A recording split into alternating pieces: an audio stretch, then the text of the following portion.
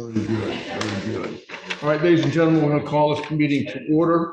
Welcome any public comments that one would like to make unrelated to our agenda items this evening.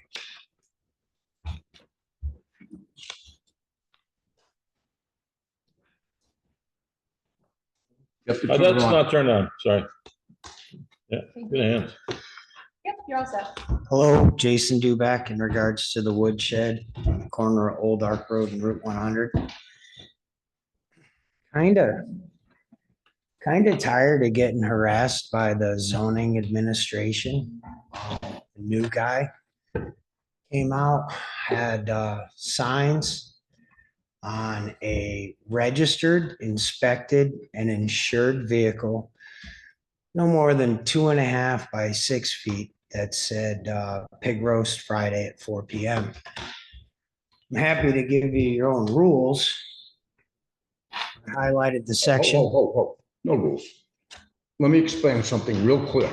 Sure. If you have a problem with our zoning administrator and any rulings that they have made, the only recourse is going to court.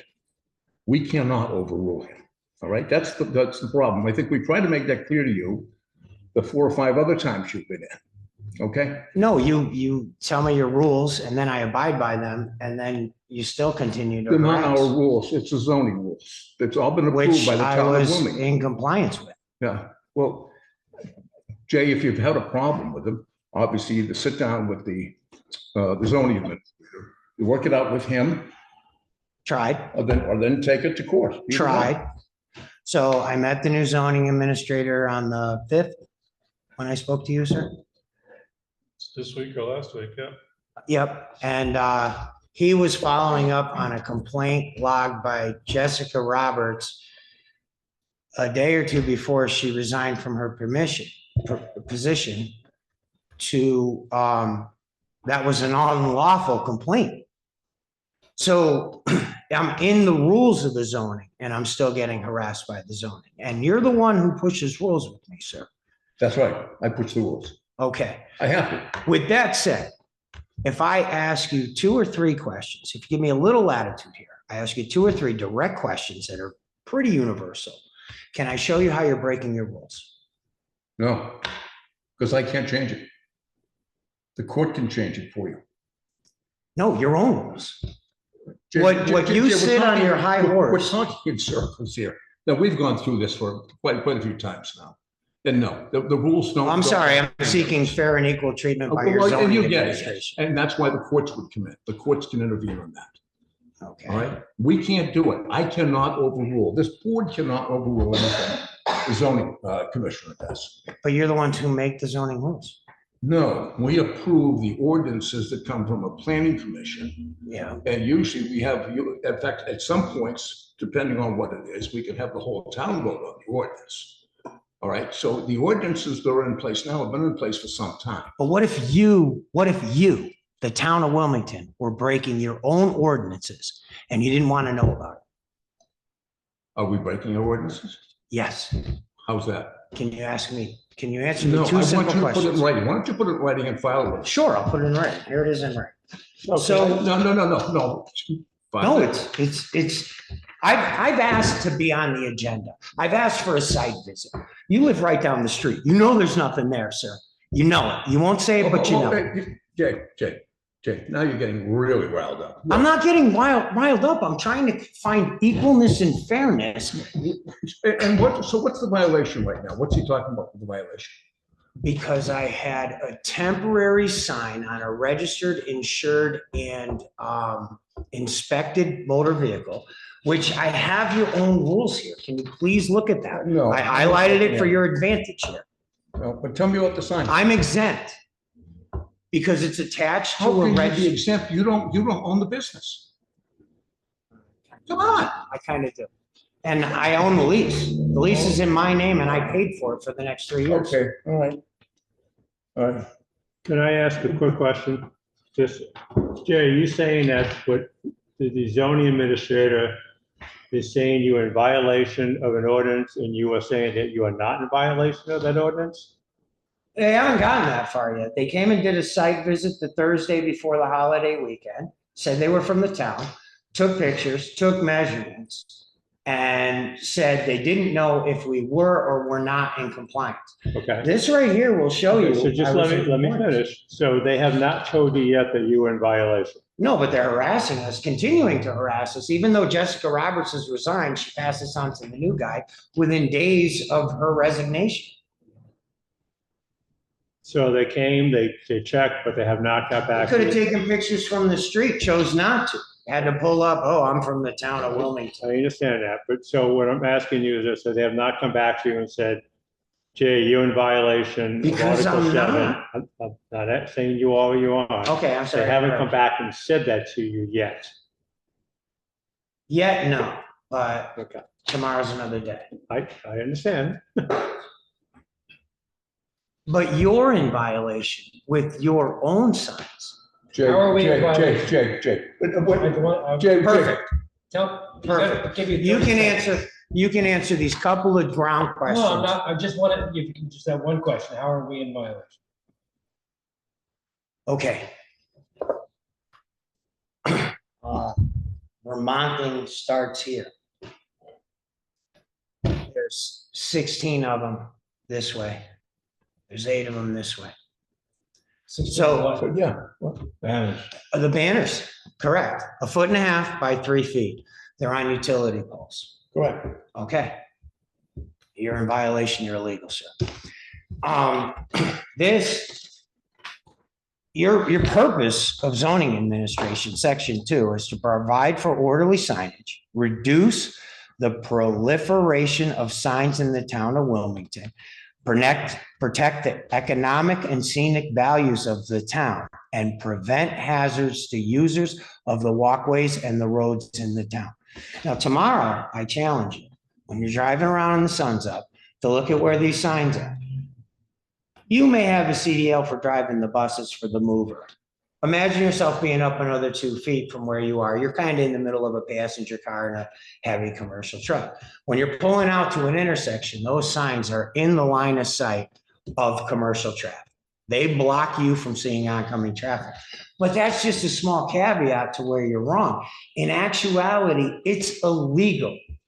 It is straight up illegal. Please Google that. Is it illegal to put a sign on a utility pole in Vermont?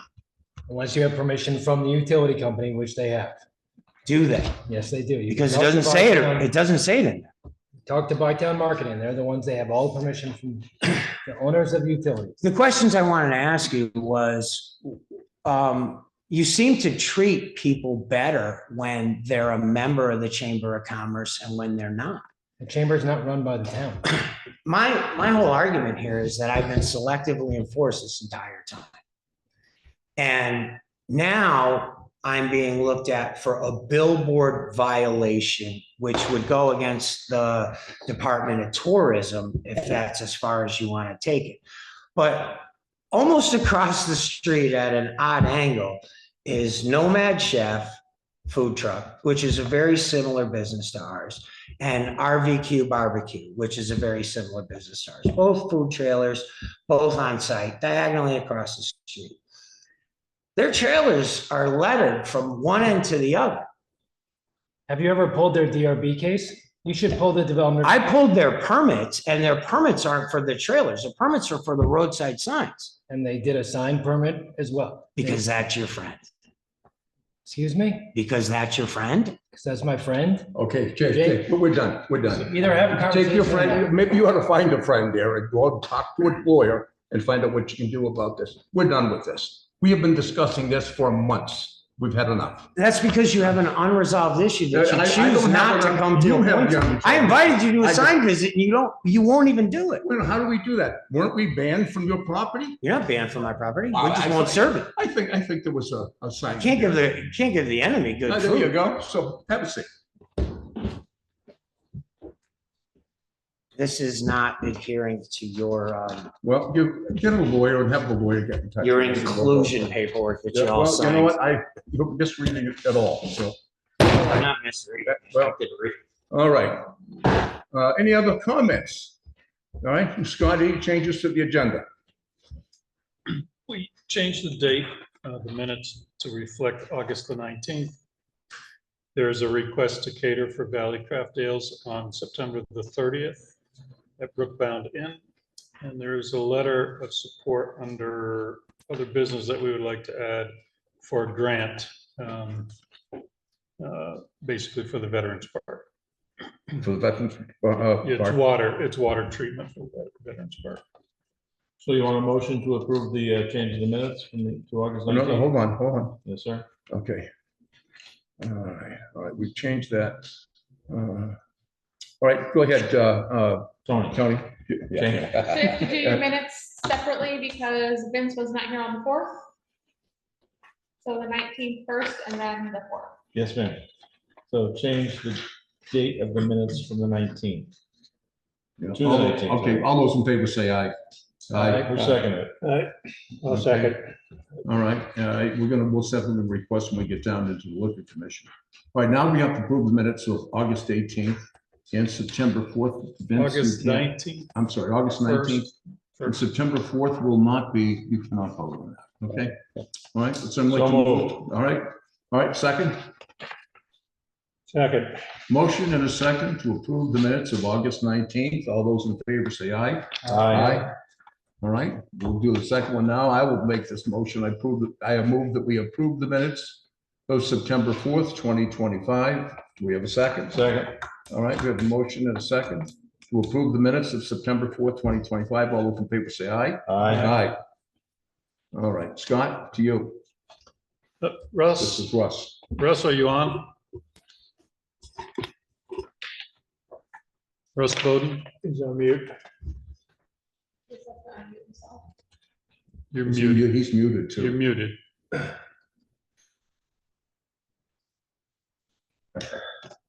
Someone needs to tell him to He's been unmute. on since like 5:30. Russ, you need to unmute yourself. I don't think you heard He's not He's sitting speaking. at his computer. it. Next.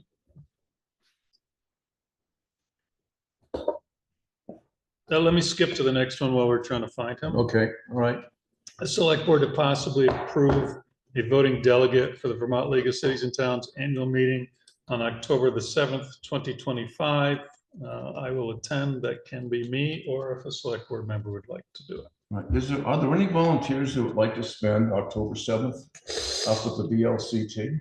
It wasn't the 7th. South Burlington. Scott really Oh, is it wants in to South know. Burlington? Yeah. Oh, good. Russ is unmuted now, by the way. Okay, all right.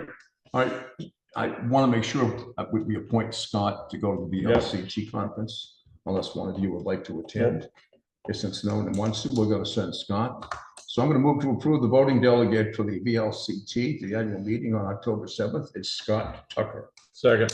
All right, we have a motion and a second. All those in favor, say aye. Aye. Aye. All right.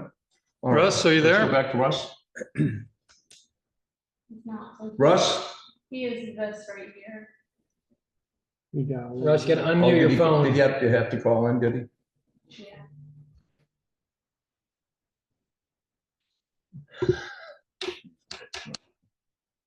Acknowledgement. Next.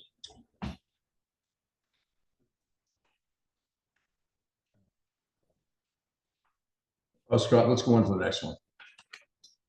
To approve the letter of So letter of attestation. attestation for the downtown vibrancy Vibrancy fund fund, for yes. Wilmington Works. A brief explanation on that one, Scott. So they're. Sam is on. Where is he? I Oh, can, I can jump in real quick. So you guys have signed this for me the past 2 years. We have a grant called the Vibrancy Fund Grant, and they just want to make sure that you guys are signing saying that because we received this funding or this grant, rather, that you will not take away any of the other funding you've committed for us. To us, rather. Anyone have any questions on that? Someone like to make a motion to approve the letter of attestation? Make a motion, we approve the letter of attestation. As downtown vibrancy fund. There you All go. right. Yep. Do we have a second? Second it. All right, we have a motion and a second to approve the letter of attestation, the downtown vibrancy fund. All those in favor say aye. Aye. Opposed? Thank you. Thank you. Thanks, Sam. Russ did send and submit errors and omissions on the 2025 grand list. Got This it. is typically housekeeping, and if you're comfortable accepting his errors and omissions, you could go ahead and do that. Well, 8 pieces, 8 parcels. Yep.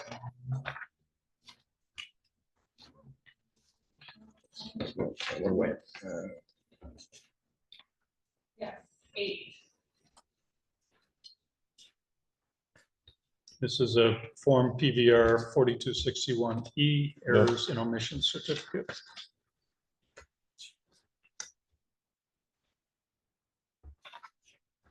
These are errors or corrections that they found after grievance was over.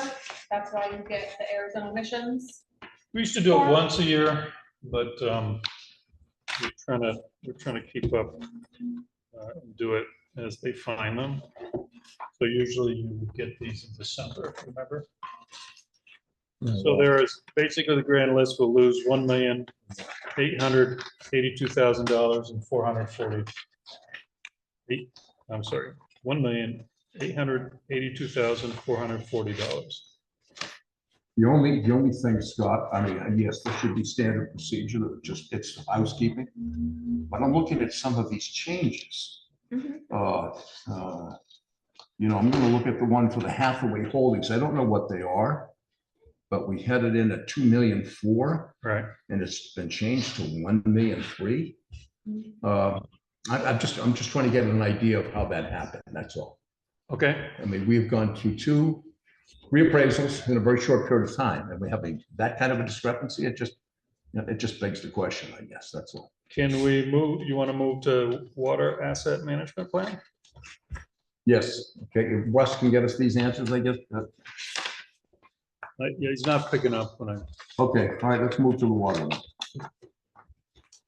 I believe we will have Carmen and Megan. Carmen Zweck and Megan, yep, please. Come on. So this is the water asset management plan. Chris Lavoie is here from the water department. This is Vermont DEC's final review for the Wilmington Water System Asset Management Plan and closeout meeting with Select Board and the water operator. Did I get that right? You did. The floor is yours. Right. Well, I'll just introduce myself. I'm Megan Young. I'm the Sustainable Infrastructure Program Manager for the Public Drinking Water Program in DEC. Hi, everyone. I'm Carmen Zweck. I am a capacity development specialist, and I will be helping Wilmington Water Department close out their asset management plan. As of now, Wilmington's met all the requirements to meet the forgivable loan, which was to complete the AMP training and to develop an asset management plan, which meets the criteria outlined in Guidance 26. So by the end of the week, I should be sending out an email to those that participated in the AMP process and CCing WID, which is the Water Investment Division, and letting them know, which lets them know that Wilmington Water Department has closed out their AMP and that they've met all the requirements needed to receive loan forgiveness. So the reason we're here today is just to find out how the process went for those who participated in the process, how the asset management process went, to get any feedback and find out if there are any questions for us before we close out this AMP. AMP meaning asset management. So you're also including that as the class we had to go through for 3 months, Right. correct? That was part of the criteria to meet loan forgiveness. All right, And you've we're met that still criteria. amazed that we brought a person in from New Mexico to talk about water flow. Yeah. One state that doesn't have squat for water. But She is- by the way, she was very good, by the way. Yes, she is She's very very good. That's good, why very we bring her talented. back every year. Yeah. She's world renowned. She is Yeah. all over the world talking about this. Well, you know, it's funny, I guess. It's kind of like, you know, having somebody from the Caribbean come up and talk to us about ice flows, you know. Totally, absolutely. So when I'm from the water department, that was actually one of the better continuous education classes.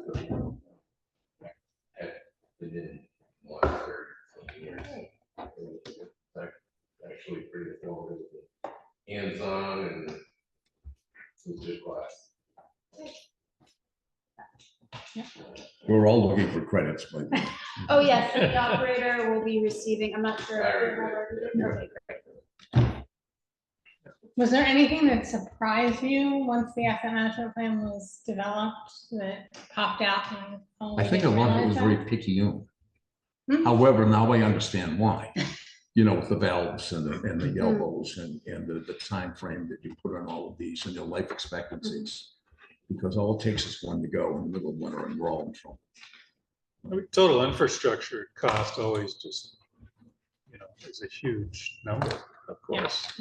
But what I liked, and this is something that Chris has said right along, is that, you're not, and the instructor also said this, is that you're not necessarily replacing an entire line because you have a problem in one section. And I think for me, as just an administrator, not having the hands-on experience of over 30 years that Chris has, it's helpful to understand that it's a huge number, but you can plan for some of these unforeseen things that are obviously going to come up. I had one question off the report. Is there any reason that you think that in 21 we used less, like 3 million less gallons than we did the year following? Do we think it was COVID, with more people at home, or? I know it's a strange question, but I wonder if it's going to continue to drop or if this was just a fluke year. I really, I mean, it could be that, like this last year, we probably used more gallonage. We had a couple of leaks that we couldn't find. It's underground leak that running into the sewer line, so that we just never showed and went on for months. Things like that. If it's a really good ski season, you can have a lot more usage during the winter time.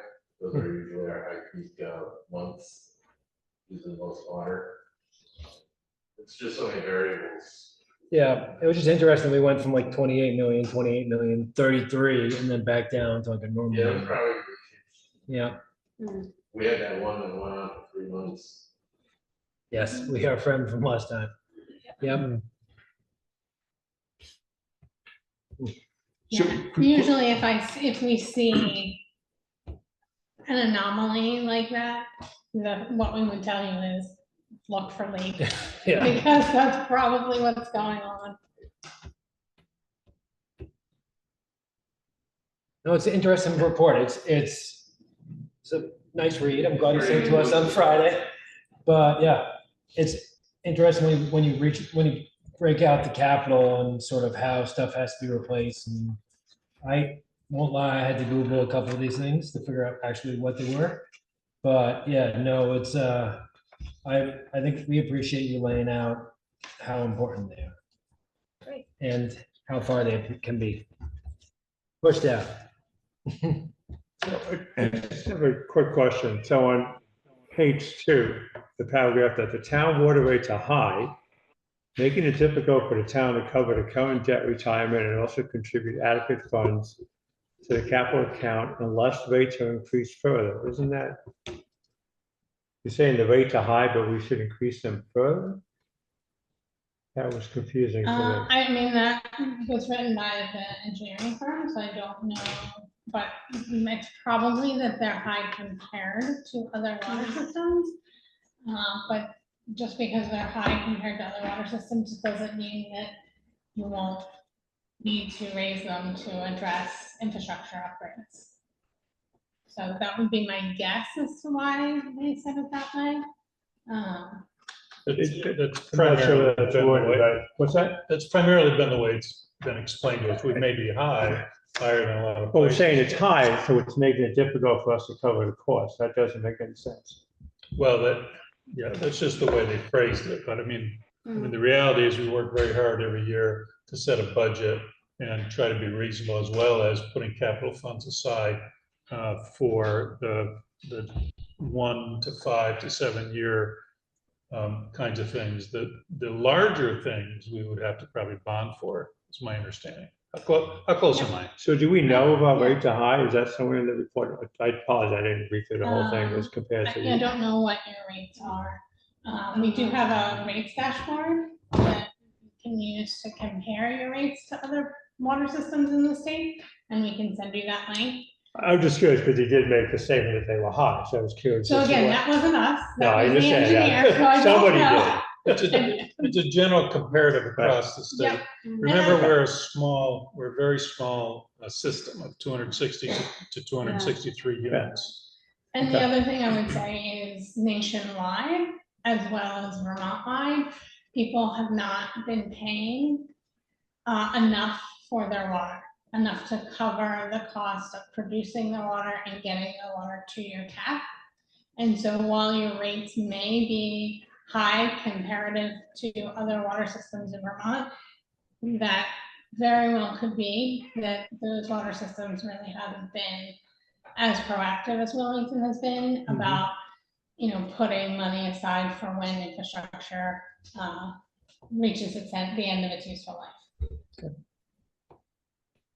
Creating capital funds is a real crusher for us. You realize Oh, that. absolutely. Although I'm very happy they're there.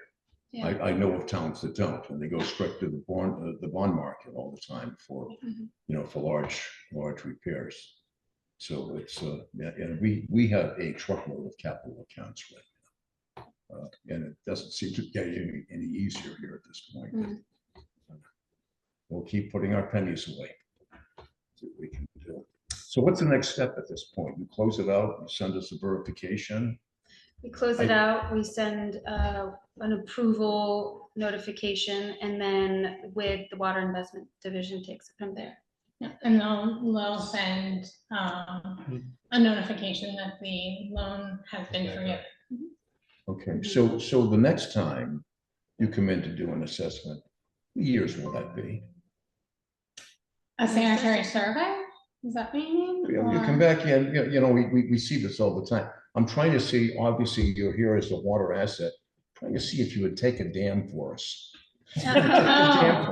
Unfortunately, Oh, can't geez, do that. That's something that keeps you up at night. Yeah, absolutely. And we didn't expect this to happen, okay? Sorry, I have one more question. Go right ahead. CCL for 1902, it's high on the list of cost of all of our projects. And the reason for it is age and risk. How big is the risk on that? It's a wooded, cross-country wooded. There's no way of knowing. Wait, I'm not sure what you're talking about. I didn't catch It's that. water lines to be monitored. What page are you on? I'm on page number 28.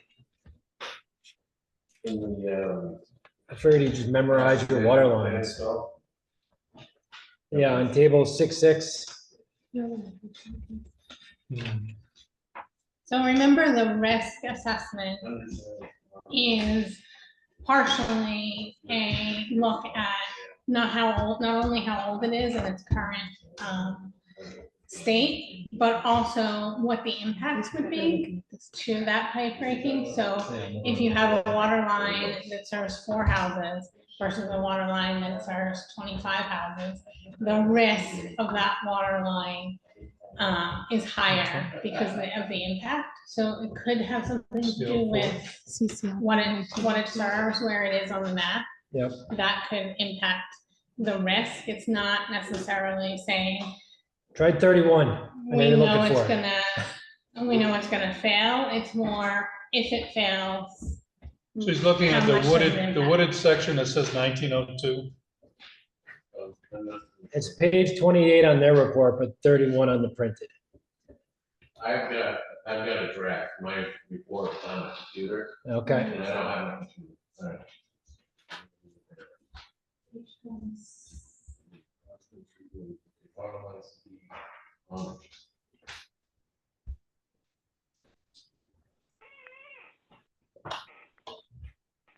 I think he's talking about the raised water line crossing, the river stream crossing.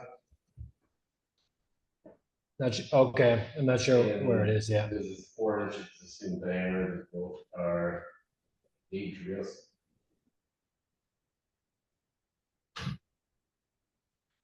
So I don't know what he's going for there. I mean, I think the concept is that this is the total price if you had to replace the entire line. The likelihood is we would not replace the entire line. We would find wherever the damage is and replace those sections as you go. So it's a little bit different than I think fixing your car where you replace the entire part. You know, you're not going to replace the entire engine. That's the way I understand it. Big splice there, okay. These numbers will scare the hell out of you. Yeah. No doubt about it. Well, just when we talk about capital, that's a $2 million between those two lines. Right, you look at those and you say, okay, but if you had to replace the entire line, you're not gonna look at capital, you're gonna look at bonding. Right. That's gonna be your option. Absolutely. Capital is really what, 1 to 7 years, 1 to 5 years that we're looking at, I think. Yeah, and again, the point of the asset management plan is to really look at it holistically so that you can make some long-term plans, but you also can react better when something happens. You have a better idea of what your inventory of infrastructure is, what the impact to fixing something versus just letting the leak continue to leak until it actually surfaces to the ground. Like those kinds of conversations are what this asset management plan can help you with as you're running a water system. It creates the context for you to understand how valuable and expensive the system is, yeah. At least it does to me. Chris? Well, I can't see what location, what part of the 3.5 mile transmission line he's talking about right here. Like, I got a couple of clues. It's the 4-inch pipe and it's steep and low sections. This pipe hasn't been replaced. There was a section across the golf course that was done in the 70s. It was quite a bit. It was done in the 90s. And I think what he's referring to is a couple of sections of 4-inch cast iron pipe that's lead and open jointed. That, you know, he's saying keep an eye on, and he's giving you the amount of feet and then replacement costs. But we walk the transmission line annually for those purposes. And so, yeah, we'll keep an eye on it. Yeah.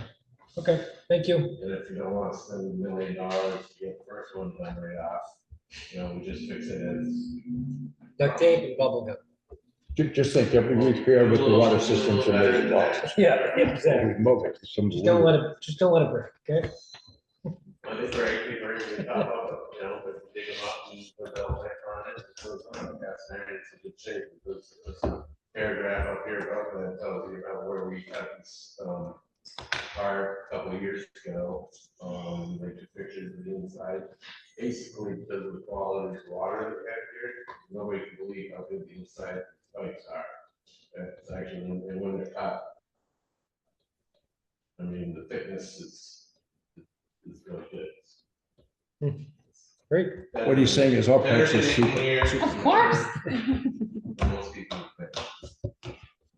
But we know how expensive everything is to replace too. And we also know that every water system in Vermont is ancient at this point. That and the sewer systems are the same thing. That's not, it's really difficult. You're patching these things together all the time. Some of the what? I said, some of our oldest stuff is 1904. That's when they first started. Really? Water. Was that the pipe they put in next to the home center there, the one that burst there years ago? And flooded everything down under it. That was amazing what that had done. That was a water line actually that happened 2000 stuff in the rainforest basement and ended up in the basement. I can remember your dad coming in and saying it wasn't his fault. And they wouldn't pay for it. They would, the water system, one company wouldn't pay for it. No, it was a water line in that guy's house. I know it. I love it. We don't. Not me, not me. Okay, all right.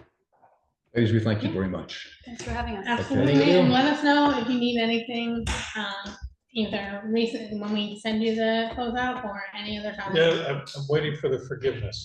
Yeah, we'll Yeah, get yeah, that, yeah. we'll get that email and then That, by the again. way, that's a key. That's a real key. Yeah. Thank you for making the trip. Yeah, thank you. It looks like Russ may have reappeared. Russ, are you on? Can you hear me? We can hear you now. Good. Excellent. We had a good nap. Well, I logged on with my phone and the video, because I don't have a mic and a camera on my PC. Okay. But I didn't have any instruction how to unmute the phone. So So I finally figured it out. We're gonna go back to action items and the select board to possibly approve errors and omissions from the 2025 grand list. And I believe they have questions for you. Okay, I'm sure. Russ, I have a couple of questions. One of them has to do with Hathaway Vermont Holding LLC and also the Nest at 27 Staggs Leap. I'm looking at the differences of what the appraised or the assessed value was, and then the adjustment. And, you know, both of them have an adjustment of over $1 million. How did we miss that? I guess it's my fault for not tracking the new construction as well as I could or should. Some of these are, I kind of negotiated with the property owner when they felt that the percent complete that I'd put on it was too high. And even though they came in after grievances, I felt that to give them the proper valuation, then I needed to reduce the percent complete. So a lot of the ones that say percent complete on it is because I consulted with the owner and they felt that it wasn't complete as I stated as of April 1st. So everything has to go back to April 1st. Okay. So the two positive ones was there was a foundation, second one down. There was a foundation there and it's been there for, I guess, 2 years and they never did anything with it, but it's still there. So I decided a lot of times I won't put an assessment on a foundation, but because it's been sitting there and we can't just keep going back. So I put a value on it and they didn't object to it. All right. The Staggs Leap one was a complete oversight. So the house was more complete than I originally had. So I corrected that one and it went up 101.3 million. So those two That's the very positives, but the Yeah, rest very were all last one, negative. yes. Yeah, that's So what. So it's my fault. The Supergirl LLC, that was another one that there's a conversion. One of the buildings is being converted to apartments from retail, and that really wasn't complete. So I dropped that one also. All right. You've answered all my questions. Thank you, Russ. Yeah, I'll just try. I have to do a better job next year tracking the new construction. All right. Any other questions for us? You need a motion on this? Yeah, and we're gonna need a motion to approve the errors and omissions for the 2025 grand list. We have to send it into the state. Right, you want to make the motion, Tony? Sure, so moved. There you go, there you go. Second. Thank you for details. All right, we have a motion, a second, to approve the errors and omissions for the 2025 grand list to the assessor's office. All those in favor say aye. Aye. Aye, opposed? Who seconded that? Vince seconded. So Thank you, Russ. just Thank you, Russ. Everybody signed right here. Okay, sorry about the delay. Thank you. All right. Okay.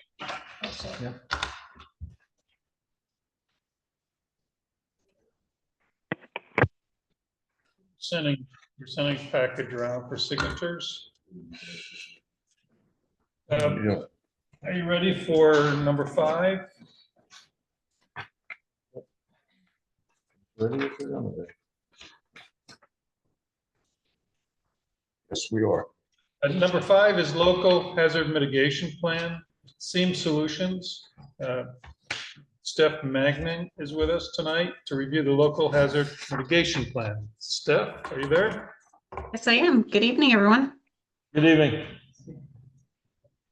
I don't know if anybody has any specific questions or if you just like me to kind of give you an overview of what we've been working on since November. Let's do an overview, and then if they have questions, they'll follow up. Thank you. Sure, absolutely. Have John Lozelle from the wastewater is here, and Chief Moore is here today. Well, Marshall's on and Sam is on, so take it away. Great committee. So we started looking at updating the plan back in November. FEMA requires that the local hazard mitigation plan be updated every 5 years.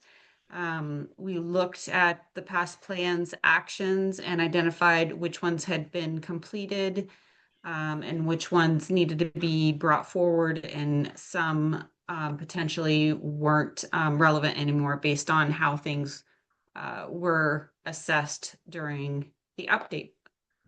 So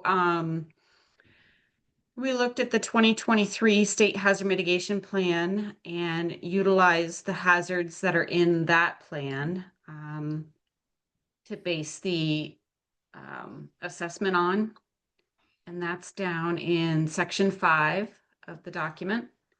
And that's a list of inundation, flooding, wind, flash flooding, infectious disease, fluvial erosion, snow, invasive species, heat, ice, cold, drought, hail, wildfire, landslide, and slope failure. And then lastly, earthquake. And these hazards were ranked based on probability of occurring in the town, and then looking at the potential impact that these hazards would have on the town based and looking at specific things like the infrastructure, and that is built infrastructure, life, the economy, and the environmental impact. And that's how these hazards were ranked. And so the large piece of this document is actually doing profiles of each of these hazards, giving basic background of, what the hazard is, the extent that these hazards would have in the town, the location, the history of occurrences within the town, the probability of it occurring in the future, and the impacts that could potentially happen. And then based on all of this information, the committee looked at action items that could be implemented over the next 5 years to help reduce the risk of these having damages occur in the future. And so the actions are located down in I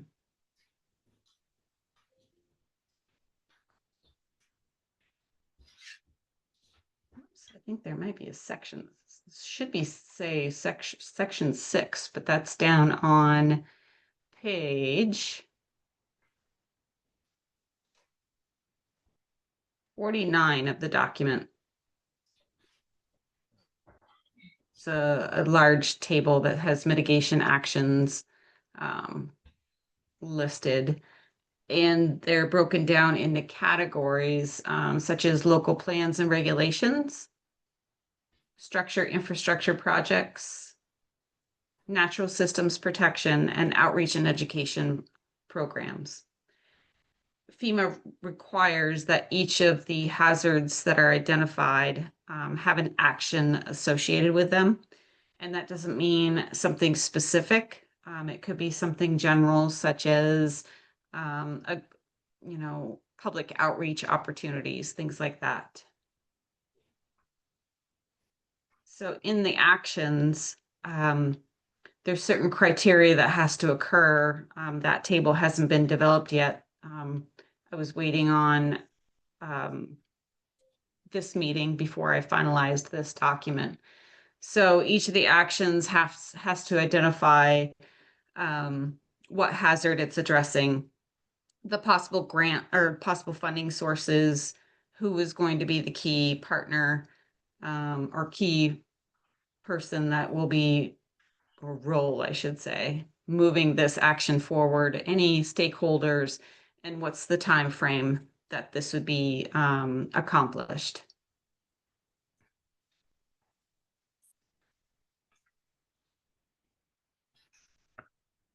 That's about it in a nutshell.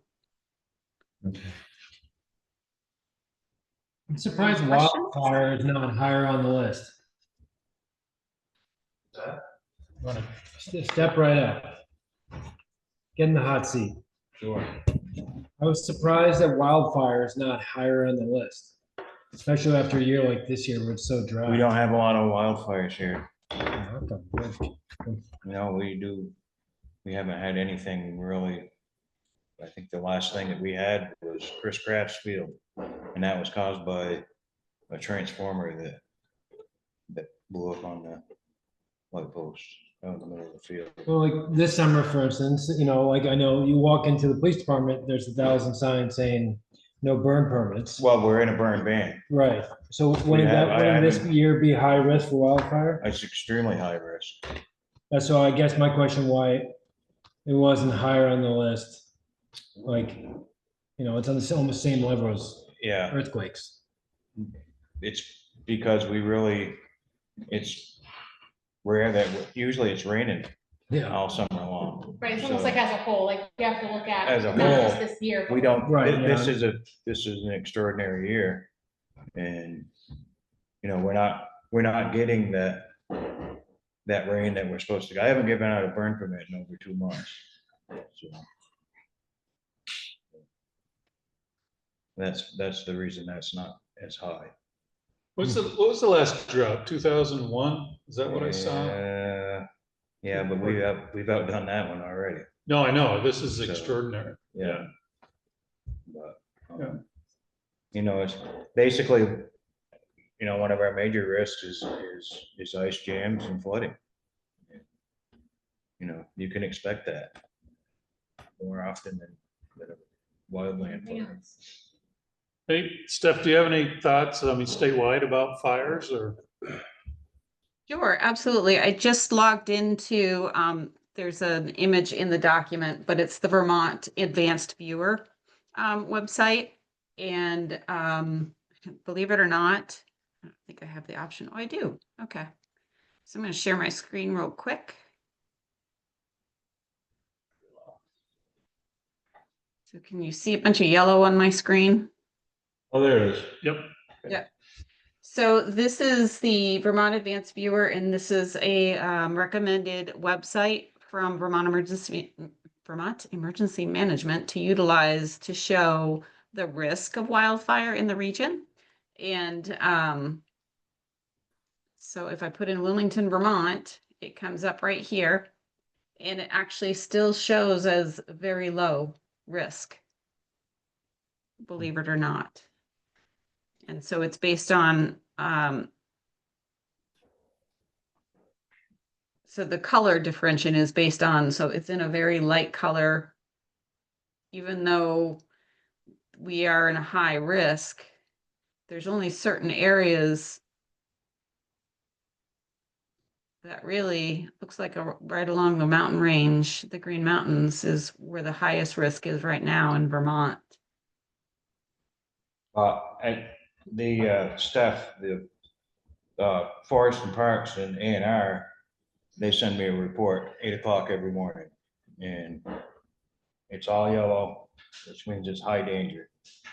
So it's not extremely high, but it's high danger. So what you're saying is no burn permits? No burn permits. Yeah. No. And she's right. I mean, it's not.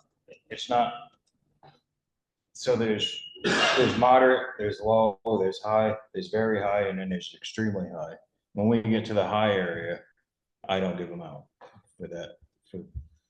The state recommends that we don't give out burn permits. So I get this every morning, 8 o'clock.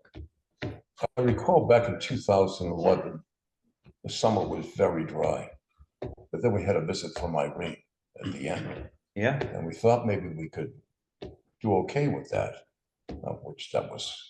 But do you remember the spring of 2011 where it did nothing but pour? Yeah, And you had well, the our ice- spring you this had year the did the ice same storm thing. or the Yeah. ice jams in We had April, May, and 2022. June just poured. Yeah, and then it dried right out, and we thought, oh, we're all set, but the water table was up. And Yeah, because you had the ice jams that caused the Oh, spring yeah. flooding. so, Well, Mother Nature, not a unpredictable. lot we can do here. Do you happen to know how high or low the water table is now? I do not. Wow. And are they draining the lake right now? I think it's Just. Or is it just down on evaporation? water. Well, like I happened to see, at first I thought I saw the trestles Yeah. exposed, but there were two ducks standing on the trestles. Okay, so, Because the this water is so early, low though. very early to have the trestles show. Oh, yeah. I mean, the river has almost no water in it. so- Yeah. Steph, do you have any information on the water table? So I actually was watching the WCAX news this evening and they were giving a report based on the rivers, and I can't remember which river is popping up in my mind. It was like the Winooski or the Lamoille. And they were saying it is at 15% of what you're normally should be seeing at this time. Wow. Yeah. Yeah. No Well, doubt.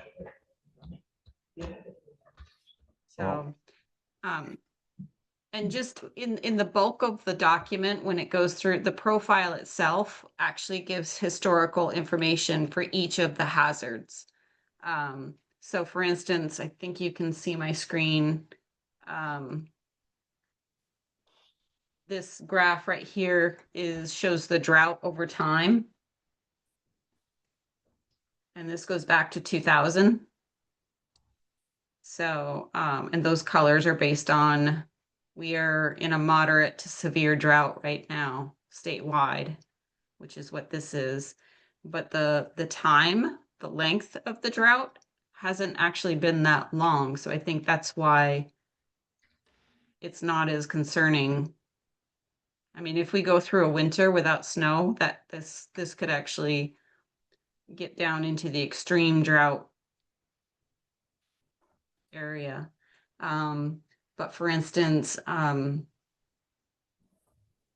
snow, and cold, we actually show the history of occurrences. I pull this data between the NOAA storm database, or the State Hazard Mitigation Plan has a spreadsheet in the back in the appendix that has tabs broken down into each type of hazard, and I can pull historical data from that source also. What's nice about that is that actually I can pull financial, like damage information that doesn't rise to the level necessarily of a FEMA declaration, but it's just data that's been collected, and that is at the county level. So that's where that information comes from.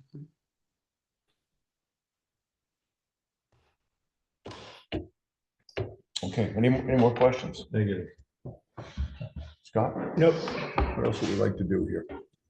thank you, Steph. Do you need anything at this point? You're going to, my understanding is, we're gonna finalize this, send it to Vermont Emergency Management and FEMA, and then once it's accepted, it'll come back to the select board for adoption.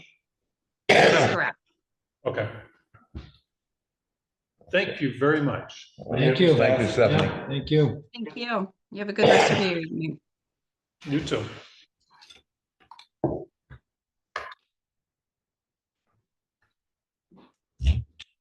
Thank you. Thank you. Thank you, Scott. We are now at the 1% local option. The select board to possibly approve a request of $50,000 from Wheelpad. Julie is here. But before we do that, we changed the wording on this, on the wording that we have on our slip here. And I'm gonna make the motion before we get started, so that the language is the same. All right?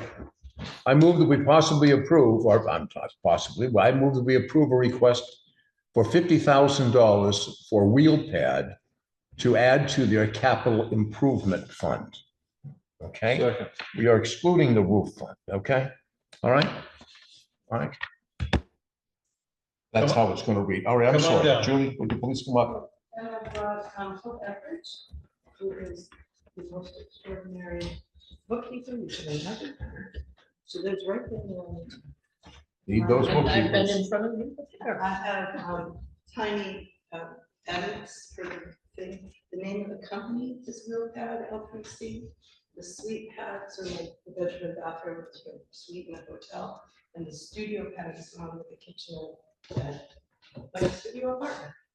So tiny minor, just. So. Good evening, good evening. Good evening. How are Everybody. right. Well, I'm a little bit, we just got a text while I was, or an email while I was here. I'm breathing much more easily. Another sweet pad sold today. I'm at the stage in developing this business that some people call an economic development program, a small one in Wilmington, Vermont, that's including worker housing, renovating a building that hasn't been used for quite some time, providing year-round manufacturing jobs at livable wages with benefits, and a variety of things that we've done. As I think I mentioned to those of you who were able to be at the select board meeting on the 4th, we were receiving all kinds of requests. We'll give you this if you move to Brattleboro. We'll give you this if you move. And we said, no, we want to bring manufacturing back to Wilmington. And I'm at this place where we are scaling the business, taking on investors so that I can have an inventory. Right now, our customers come to us, because we are so undercapitalized, we take their order, we buy the doors, windows, all the materials, we build it. Anyone in the building knows it takes 6 to 8 weeks just to get the windows, but that's how we have to do it.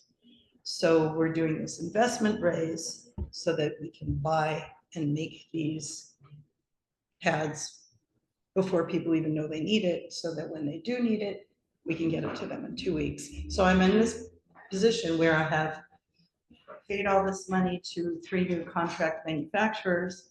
I've got people working as much as possible here. And things are just, it's that thing that you've put the money out and you're waiting to get it in as you're scaling.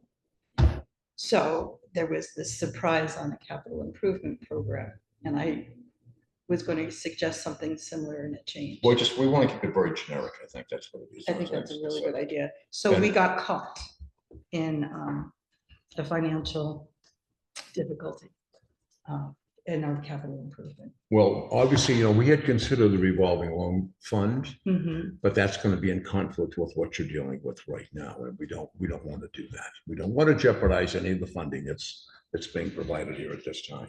Yeah. And I think when we really look at the 1%, it's for economic development. This is the biggest economic development step I've seen in many, many years here in the town of Wilmington. I guess probably as big as when George left town. Okay, which we never got over George leaving town, as you know. Anyway, that's ancient history. Anyway, would anybody like to ask the questions? So I spoke to your husband at the show that you guys did, and he anticipated that you may have as many as 40 employees when this project is full. How many do you have right now? 15. Great. And I saw an ad in the paper this week, if I'm not mistaken. Yeah. So you're actively looking to grow the staff. Right now. That's wonderful. I think it's great. Yeah. That's all I got. Thank you. I guess my only question is, and I love the idea, when I look at our town plan from last year, right, we have never had, I guess, a business come in for 1% funds. The last one was the daycare center. No, it was Gathering Place. Gathering Place, yep. I guess my question is, for 1%, like, I guess it's confusing for me because 1% fund is to benefit the public and the community. A lot of times it's for strolls and, when I look in here, the tennis courts, stuff like that. So I guess, can you just tell me why you think WheelPad is, can apply for this 1% fund? I think is a very fair question that I've been wrestling with too. I think part of what our program is, and it's been there since the very beginning, Josh Druk was one of the first people who saw what we were doing. And when we didn't even have a place, we were just scrambling and built them and everything. Josh would let us bring things back to his family's yard there, so we could refurbish them, never charge us to use the electricity, let us use his tools. He was amazing. And as part of our program is right now, You know, not everyone's going to go to college. And right now, there's not a sufficient training program for children, for students to become the local labor pool. They either have to go to Bennington or Brattleboro. And I don't want my child driving to school every day. Well, they won't do it anymore. They're too old, but I don't want them over the mountain in the wintertime. So at the very beginning, we had talked with Josh about developing a local labor program. And this program will be for people to learn about helping assistance for electricians, carpenters, plumbers, and caregivers. As our population is aging so much, there's caregivers. So this particular capital improvement will allow us to establish the Joshua Drew Local Labor Program more quickly than anticipated. Okay. Yeah, I guess my concern is we're just opening up a can of worms here. Is that there's nothing from another business for, you know, say someone opened up businesses in town that, okay, let's say for my bar cart, say I do nothing but bartend, but I say I'm gonna build a building and I'm gonna train bartenders so they can go work in Mount Snow. I guess my question is, I could also apply for 1% in the same case. You're the select board. I don't know what I'd do with something like that. I think our case is different in that you see, I mean, Gretchen asked me and Scott asked me, would I lay out all my financials? You see what I've invested in this town, you know, through the financials you see.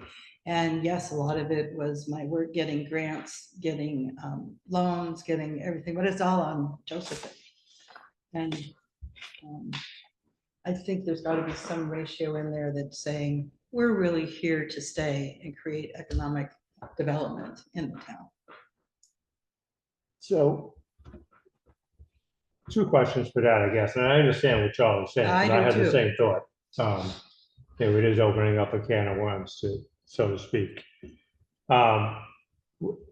I guess from your last comment, that's when my first question is going to be raised. And you're saying you're here to stay. How is that guarantee that you're here to stay? You can go out of business tomorrow. I could, but I just made another sale, so I'm not. Okay. You know, I've been here, I bought the house in 91, lived in Whitingham for a few years, 3 years before that. We thought we were coming for 5 years, and I'm not going anywhere. There's no guarantee, but I'm building a $6 to $8 million business. I'm pretty serious.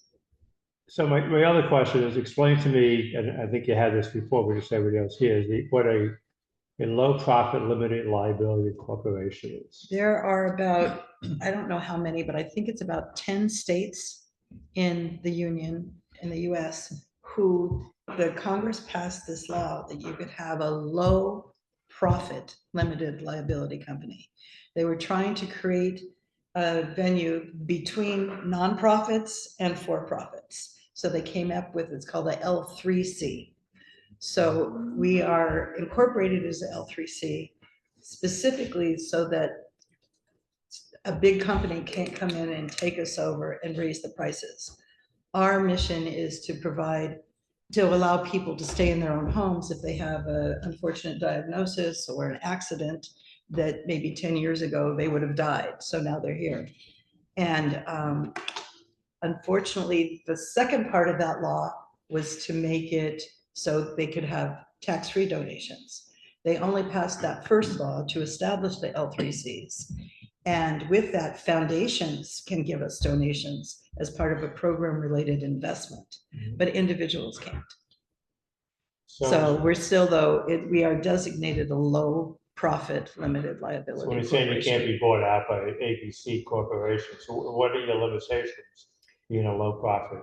Well, I didn't want to become an L3 501c3 because one of our goals is to, when we establish the manufacturings, this is our first one. This will always have our prototypes built here.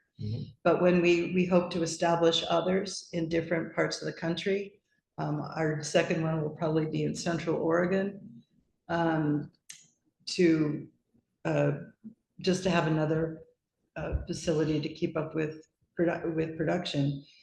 What our goal is to have each of these production facilities be either cooperatively or employee-owned, so that the people working in this business can have agency over their own lives. But not this location. No, this one too. This one. But the offices, the headquarters will always stay in Vermont.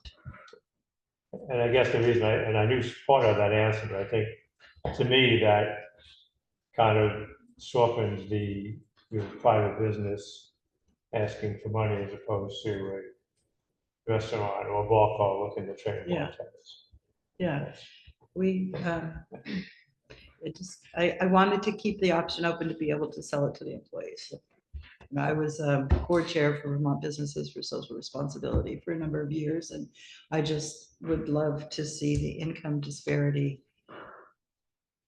shorten like that, get back together. And that's one way I feel that our business can contribute. Well, I've been here for 50 years, and I know there's a lot of nonprofits. We're kind of the home of nonprofits in the state of Vermont. And quite frankly, I don't know a lot of companies that are for profit anymore, even if they claim they are. All right. The low profit thing is a different concept. I realize that. And I really don't completely understand it and what the limitations are with what you can do with the excess. But in the same light, we got to start somewhere. And if we can provide some workforce and some training for kids and keep them in our community, that'd be wonderful if we can do it. It's going to be, that's a hard sell. At least we can try it. That's for sure.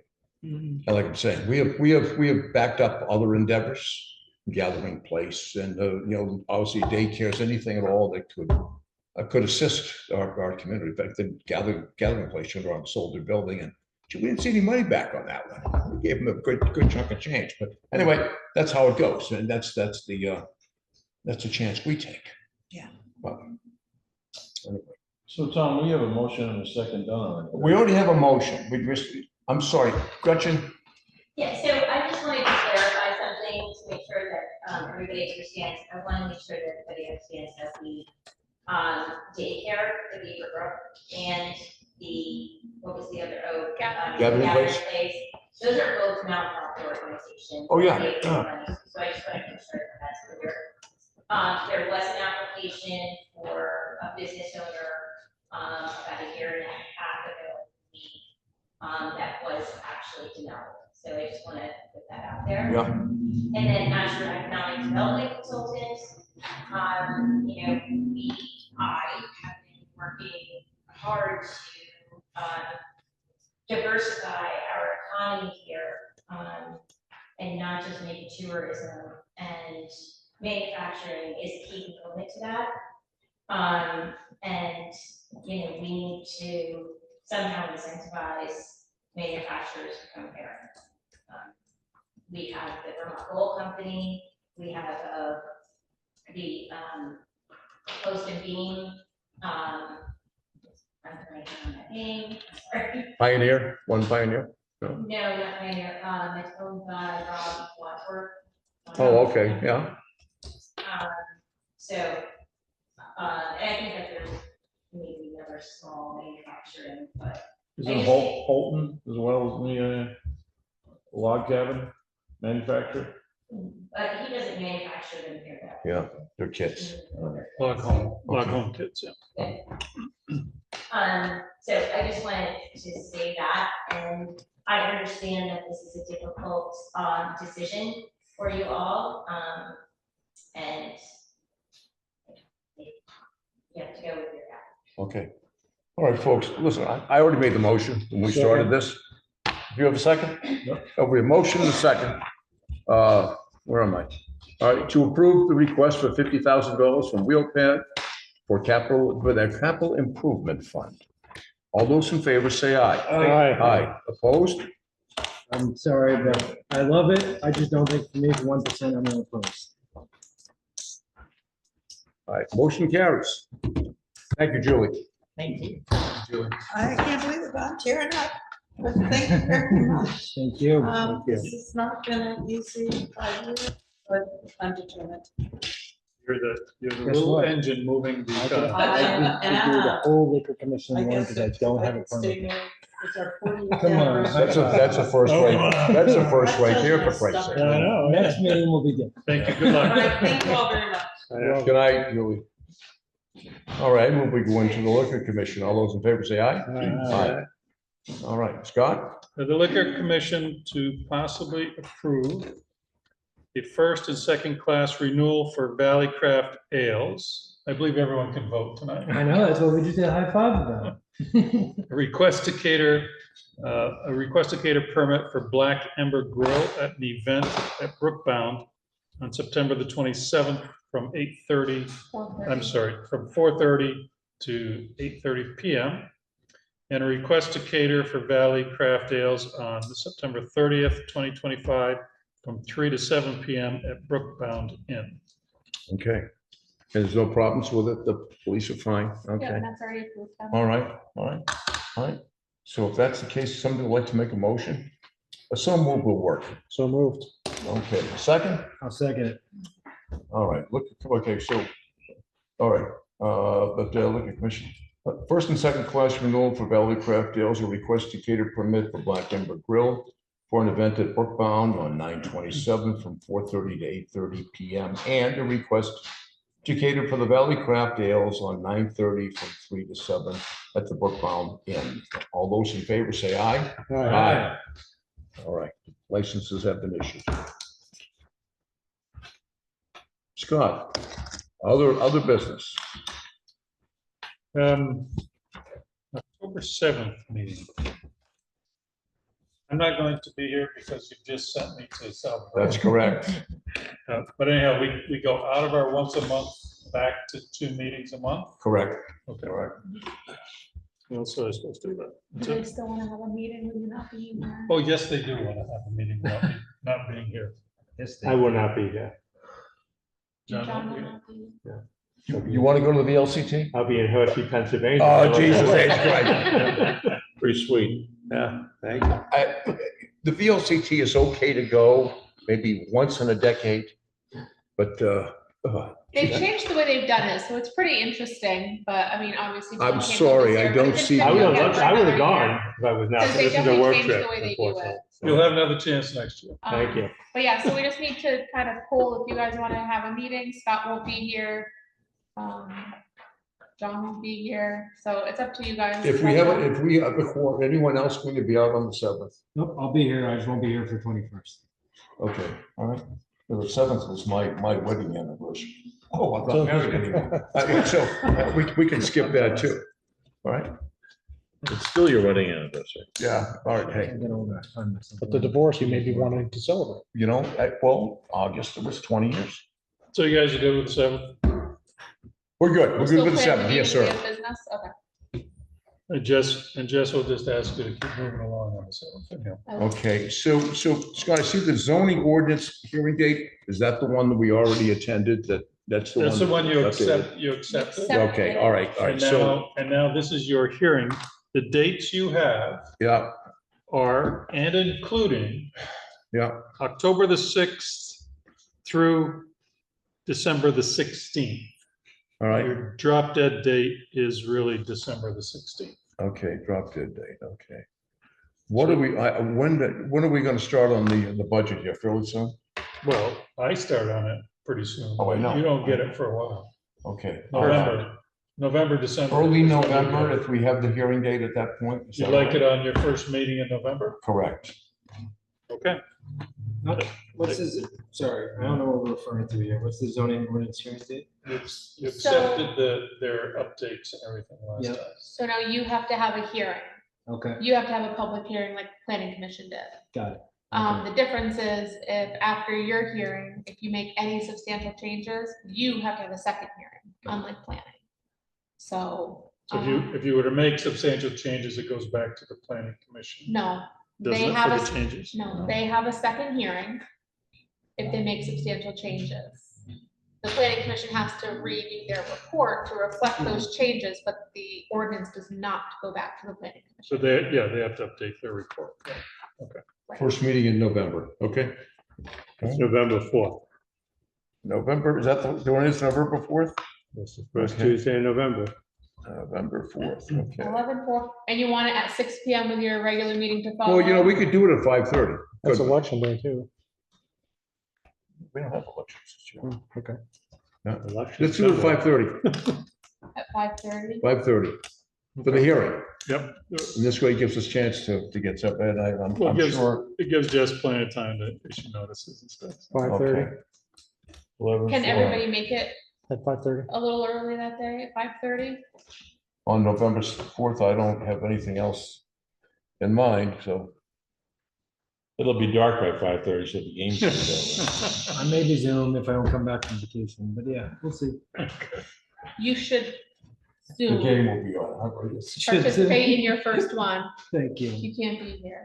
You should be here in I'll some be there capacity. one way or another. You ready? So for a letter of support, I'm looking for general consent for a letter of support. This is for Corey Ross of the Wyndham County Natural Resources Conservation District. He will issue a grant on our behalf for stormwater treatment around the Veterans Park. There actually probably be 2 grants, but we're looking at 1 right now. And he needs a letter of support from the select board, which I'm willing to write and have Tom sign if that is all right with everybody. So around there's talk about treatment of the stormwater, rainwater, like rain gardens and things of that nature. So there is potentially some very quickly a grant that we have to have in by October the 3rd. October the Well, 3rd? it's very quick, but we're on a call with Christine. I was on a call with Christine today and Eric Craven. And this is a lot of heavy lifting for Eric. It sure is, yes. And we're gonna utilize his He can- resources. he can do it. He He's can do behind this thing and he's putting a lot of motivation. in. So good conversation, went back and forth to determine exactly what each party will be able to do and to be sure that it looks like it was all meant to come together in the end. So I just need your general consent for a letter of support. Okay. Go get him, Tiger. You don't need a motion or anything, Scott, right? General consent is fine. Okay, general consent, yes. And that is all that I have for you until you give me more time. Hey, comments, Scott? I'm sorry, John, you want to start? Just 2 quick things. I mentioned the animal control ordinance, so I'd like to get that on the agenda for next meeting. I did some research on the different towns and what they have, but I can circulate that before. If you want to send your materials to Jess, she'll get that. Yeah, I will do that. Second thing is I met with Bob Boyce this morning. I know, Scott, you have discussions with him concerning the solar panels on top of the public. Numerous, but go ahead. Yeah, okay. Carry on.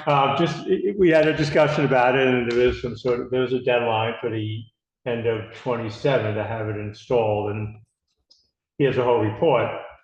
He is going to reach out to each one of you guys to have a discussion also concerning the proposal. So I don't know, Scott, how you felt about it. I think it was low on the agenda as far as cost. It was significant cost and. Well, 300 costs, 112 rebate, meaning a 200K cost upfront. So, yeah. What's this for? To put solar panels on top of the public safety building. Okay. The Energy Committee, which I didn't know we had an Energy Committee, apparently did a research plan on it and had somebody come in from Southern Vermont Solar and, for free came in and did a study on the building and what could or could not be done. And they estimated, again, the cost would be 300 and change. The tax credit, if we did it before the end of 27, being 112K. So about 190 net.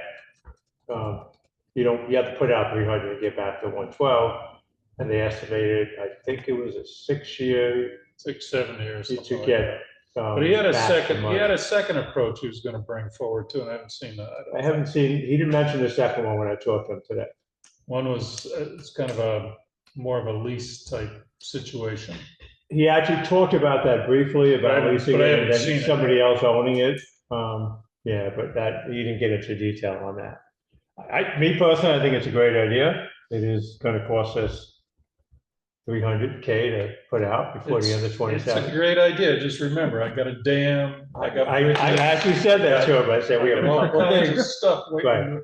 I got Memorial Hall. I'm just saying, yes, but, you know. it's Right, up- the it's up only to the thing I would say to that is that it goes away at the end of 27, so we would, if. No, we no, it's had- up to the, I'm just saying, it's up to Yeah. the select board. to Right, if we vote, did it, voters. if we did it after that, we would put out the whole 300 and change or more. So if we are ever thinking about doing it, But if the you're, time to do it is now. well, if you're thinking about doing it, then we have to establish a capital fund for a public Right. safety facility and put money in it, Yep. Okay. which this is the budget time to do. I have it. a question about this. So just so I'm clear, is the public safety facility the old high school? No. Or no? Police Maybe and the fire police building. firehouse. Oh, it's the police and firehouse with the new roof on it, One we right? just built. yeah. It's got a big flat roof, which is ideal for the putting of the solar panels. Okay, Now, Bob did mention that you thought we would have to do it at town meeting. Is that because we have to do the capital fund? Is that why? Yeah, so I mean, the I question didn't- I is, wasn't sure why that the was. question is, you know, are you ready to have them on your agenda? And have them come in and discuss it, but what I was waiting for is his second proposal so that you could see both, and I haven't seen the other one. Okay, I didn't think he was working on that, but I can certainly reach out to him and ask if that's. So if you want it on the agenda, we'll put them on the agenda and Well, start that discussion. Are there grants available, John? That's what We get this a is. credit, a federal credit of 112 back before no the end of grants. 27. What? But no There's no grants that I know of, but so. So we have to put up the 300 plus, and then at the end of it, There's in some kind of a- 27, we'll get We'll get it. 112 or whatever it is Credit. back. From the But feds. but we have to put up the 300 plus 300 and change, first. that is So we correct. have to raise the 300 plus Yeah. Oh. to get up. Now, he did Well, I- mention if the other, like the LSEC building and he mentioned another building, you know, obviously doing, 3 buildings is Doing what are the buildings? just, I can't remember the third building he mentioned. He mentioned a third building. I can't remember which one he mentioned, but he did mention the old school building to possibly do. it. Yeah, but we don't own them. Right, I understand that. And that would be, I think, more of a leasing thing, but yeah. So remember, all of our public buildings, with the exception of The water Water. district building and Mhm. public safety. public safety, are all on a solar field. Okay. Wyndham Solid Solid Waste. waste. All right. What's the Tony, benefit, I'm out. what's the benefit of Tony, doing that? Vince? What's the benefit of doing that? We already have solar fields already and all our other. Because we're properties. not plugged into that in the public safety building, and the cost savings on that would quite be significant after the 6 or 7 year rebate, years to get it back. Okay. He has a whole, actually, I have the report with me, but I've kind of written a bunch of notes on it, so. Yeah. Vince, comments? No. Charlie, comments? Yeah, the Bytown Economic Development Committee. Couple of things from that. There's a new club. What's the title for it? Club director. Bill's gone. The new club director is Josh DeBottis, I guess, who started in August. And then Scott nominated me, right? I'm now on Bytown Marketing. Yes. The question that came up was whether or not Charlie would want to sit on that, so that's up to you guys. So Bytown Marketing has got a little, they wanted to get some town, they want to get a member from each select board. They're trying. And so they asked me, I know Gretchen talked to Scott. And it's a question for you guys. I've never served on it before. Unless somebody else wants it. you can What is have it? I mean, I was on Bytown for years. I've never heard of this one. Bytown Marketing is it's a Tim sub- Owens. Oh, I know who Jim Bell is. Yeah, that's the committee that It's he. the one that takes all our money. Yeah. Mhm. Yeah, that one. Yeah, that one. It's that one. Tim and Gretchen, Shannon Wheeler. I think someone from the club, someone from Mount Snow. I don't know, there's a whole bunch of people. It's a subset of your Bytown. Well, since you're on Bytown anyway, why not go on the? Go for Yeah, take it. It's yours. Thanks. Yeah, well, you know, I'll do it on my way to the meeting with Scott on October 7th. And then Chamber, we hired a new executive director, Pam Green. She started this week. And a new marketing coordinator, Bridget Mooney, who's a local. And they're both starting. So I'm assuming after Pam gets through wine and harvest, she'll come and see us. That's it. well, the only news I had is I did get a call from one of the board members at OSAC. And they needed a couple of pianos removed and weren't sure what to do with them. So under the auspices of our highway department, they went over and took them both. I have no idea where the pianos ended up, and I don't want to know. I don't care where they are. Nobody will take a piano today. A full-size piano is gone. Nobody will touch it. So it's, but it's gone, and they were elated, by the way. They're having some big I got contests. no email saying that. Well, I didn't. I got the emails. Of course. I just asked them once. Of course you did. I mean, just what the heck, you know? Uh-huh. Anyway, Scott? Okay, in your informational that's going around, I received an email and letter, so it's in your folder, from Carol Weston she's GMP's Vice President of Grid Resiliency to pursue underground line rebuild on Minor Road. Minor Road, if you don't know where it is. Don't worry about it. If you don't know where it is, it's off Route 100 South to Radar Road to Minor Road. There's a portion that's town and a portion that's private. If you remember our past road superintendent, he lives up there. This is part of a larger initiative to storm harden GMP system by burying the main service wherever possible and doing overhead rebuild with storm hardened lines were not possible. I asked our highway superintendent, Marshall Dix, to conduct research and he talked with GMP representatives and members of surrounding communities where this work has already been done. And he submitted his findings to me. There's a copy in your folder.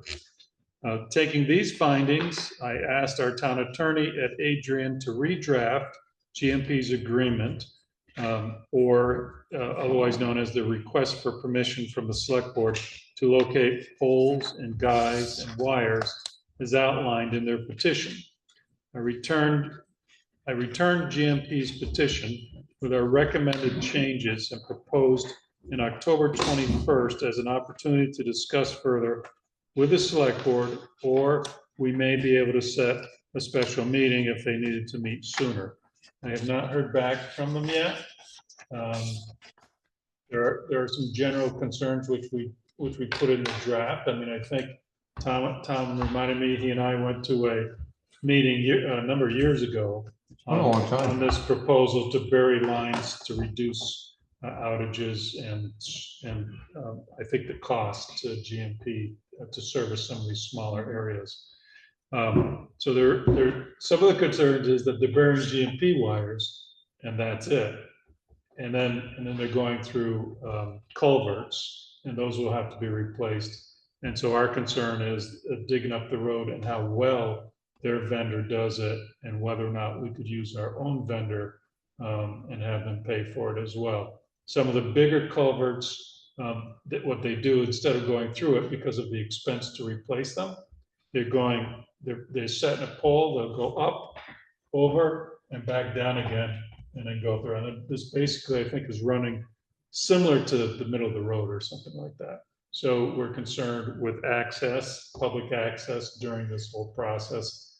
And when we get them here to talk, I'll have Marshall give his, be able to discuss a little bit about what he found and the reasons why we put some of the things in the draft. Once I get the draft back, if they object to certain parts, I will start sending it around to all the select board. I just didn't want you to see piecemeal on some of this. Yeah, we sat through a whole class with Green Mountain Power this spring about it. Marshall and I did. Well, but And we sent to did, many towns. we did too, down, in fact, it was down at Bemis's, in their new building down there, and we sat through that, and it sounded like a fantastic idea. It was what, However, 2018, 2019? However, yeah, that's been some years ago. Yep. And now I'm looking at what Marshall has to say, So about what they class- are witnessing about GMP's work. So the class Marshall and I sat in, Green Mountain Power was there talking about it, but it was with all of the local town Yeah, oh, yeah. superintendents, saying they're talking about all of their stories of their dealings with this. And project. were they upset also? Every one of them. Every was one so of them, bad. okay, I thought that was the case, so. Every single one of them. So the spiel that we got, which was very well done. We thought Oh, that they're was the very well greatest. That was the greatest thing going, and then you look at reality. Well, and And- they're not taking poles away because none of the other utilities are being buried with it, just the power lines. Well, Your phone lines aren't being buried, nothing else is being buried, so the poles aren't going away. the whole thing is very self-serving, there's no doubt. I mean, the likelihood is, depending on whether or not you want to approve it or not in the end, the likelihood is there's probably going to be more roads that they're going to want to do. So we're trying to get everything in the event that you accept it. Of course, you have to hear from them, not just me. In the event that you accept it, we want to make sure there's certain conditions that they'll abide by, that's all. I live in Ledburyville, do you think they want to come out my way? Yes. That's, Yes. I'm sure they do, No, I'm sure they do. Yes. I bet they do. Yeah. They want the really, really rural. The ones they don't have to roads bother with an Yeah. emergency, and I understand the whole philosophy behind it, but not if you're gonna destroy them. It's it's their zero outage Yeah. plan or whatever. Okay, so there's more to come on that. Hiring for town positions, of course, we're hiring for the police department. We have a young, I shouldn't say young, yeah, I guess I could say young lady, who just graduated from Caston. Her name is Sarah Herzig, and she will be, she's completing her level 1 training September the 8th through the 19th, and she'll be sworn in on September the 22nd after she completes her training. She, as an incoming patrol officer, she will also attend the level 3 full-time training at the Vermont Police Academy next year with graduation in May of 2026. And of course, you appointed at your last special meeting our full-time zoning administrator and town health officer, Alex Miller. And we are working on the highway heavy equipment operator with a CDL, mechanical and labor. We have not yet advertised it. Marshall and I are working on the job description right now. I think we're at a point where we can put it out. But 60% mechanical, because Brett Brown used to do that kind of work, and 40% on the labor, plowing, mechanical, CDL operation side. VCDA, Vermont Community Development Association. Gretchen is an officer. She's a treasurer for this group. They're holding their one-day conference in Wilmington this year on September the 24th. I have been asked to attend and participate in a panel discussion for titled Determining the Best Use of a Space. And for me, I'll be focusing on Memorial Hall and its uses. Armand is our IT. We're onboarding. We are targeted this month to go live. I think we are live. A new station alert has arrived. And so Jess is primarily the person that they're working through. We did have a little trouble with Alex's computer, and it took them a little while, but they've resolved that issue. Marshall is saying that the park, if you haven't seen the park, please take a look at it. All their work down there was to mitigate the flooding down in that area. So we're waiting for Josh. He'll make his final approval, and then trees will be planted. Highway has been out trimming trees this week. Roads have been graded. We don't have any date for Shearer Hill from Allstate yet. All the grant work is complete, and we put in for reimbursement. And this is something Jess works intimately with Marshall on. Eastbrook Crossing wing wall repairs were completed. House Loop culvert upgrade, stone line ditches and culvert replacement on Upper Dam Road. All that has been completed. We'll be closing Green Mountain Beach next week for the season.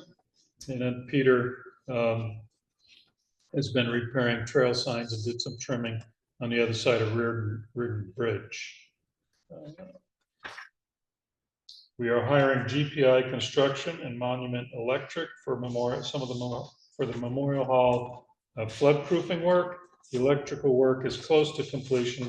We thought they'd complete this week, but it looks like because we're in a historic district, I'm adjusting our permit to reflect an extension. It's going to be a replacement, but it's essentially an extension of the back platform that's there for fire exiting from the upstairs stage area, from the catwalk, and from the green room. In addition to that, based on for FEMA, we had to place the electrical, what do you call it, the meter up much higher, which basically means we have to extend the platform in order for someone to be able to read or reach or work on that particular electrical unit that's outside. So it's probably from the ground, it's probably 7 to 8 feet high. And the platform has to be extended, but because we're in a historical district, I have to upgrade the permit, and we'll see where that goes. I wouldn't do it if I had a choice, but I don't have any choice because there's electrical standards in terms of, I think it can't be any more than 6.5 feet from the platform, but GMP is saying 5 feet. So there's going to have to be some discussion about that. So right now I'm waiting for an upgrade and a permit from the ZA on that. I think I might have mentioned this before, I'll just mention it again. In April of 2024, on the town's behalf, the Wyndham County Resources Conservation District, again, Corey Ross, they put in, we created a design for infiltration steps and erosion stabilization practices and improving access to the beach area at Green Mountain Beach. We just got word at the end of July that we've been approved for money for the final design. So that's Corey pushing that forward. That's a rip. Yeah. So there's going to be more added there on the beach end? We're not added, we're going to Fixing what's there. We're going to try to reorganize it a little better. Okay, all right. And lately it's not looking its best. So we're hoping to do some of our own work. Remember, if we get the final design done, we go for more grant. And the grant is probably 50-50, 60-40. I mean, part of the plan will be the town has to front some money to get some of it done. So we'll see where we end up on that. But one of the things we're going to do some minor improving a little bit. We're going to put some sand back on the beach a little bit. Can we do that? Yep, as long as it doesn't go in the water. Okay. All right. Yep. A note that went to Chief Morano regarding Sergeant Andrew Kirkman.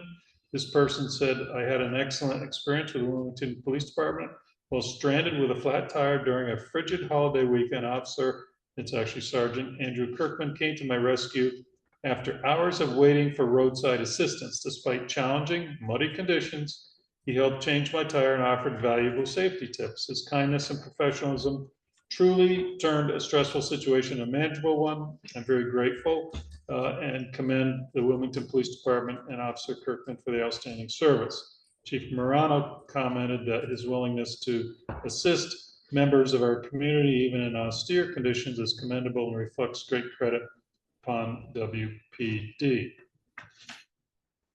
We just had the AMP closeout meeting, so we should get notice that we won't have to pay back a loan. And in response to the activation of the State of Vermont Drought Task Force and the increasing drought severity across the State Emergency Operations Center will elevate its activation level to enhanced operations starting at 0800 today. The town is in good shape. Chris Lavoie said that the Wilmington Water Department, the Water District is fine.